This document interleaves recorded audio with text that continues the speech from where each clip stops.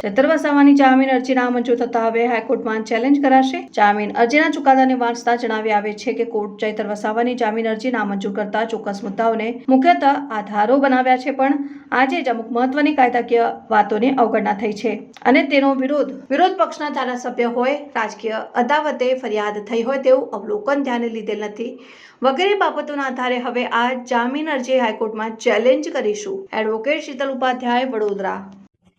નમસ્કાર, હું એડવોકેટ શીતલ ઉપાધ્યાય।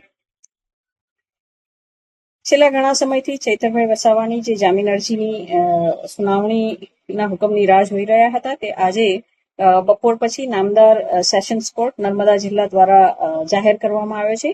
આ ચુકાદામાં જ્યારે ધ્યાનથી વાંચવામાં આવે તો દેખાઈ આવે છે કે કેટલાક ચોક્કસ મુદ્દાઓને કોર્ટે ટંકાર્યા છે અને ધ્યાને લીધા છે, પરંતુ કાયદાના દ્રષ્ટિકોણથી જે મુખ્ય મુદ્દાઓ છે, જે આધાર રાખે છે, એવા કોઈ મુદ્દાઓને કોર્ટે ધ્યાને ન લીધા હોય અને ચૈતરભાઈ વસાવા આપણે સૌ જાણીએ છીએ એમ એ વિરોધ પક્ષમાં હોય અને એના લીધે જ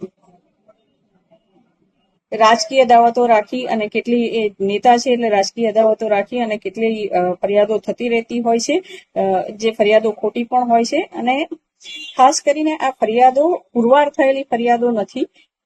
ક્યાંક કોઈકમાં ટ્રાયલ ચાલે છે, ક્યાંકમાં નિર્દોષ છૂટી ગયા છે, એવી ફરિયાદો છે જે પણ નામદાર કોર્ટે જેના ઉપર ધ્યાન આપ્યું નથી। એટલે આ અને આવા કેટલાક મુદ્દાઓ છે જેની ઉપર અમે ચોક્કસપણે આ જામીન અરજી જે નામંજૂર થઈ છે એને હાઈકોર્ટમાં પડકારવાના છે। ધન્યવાદ।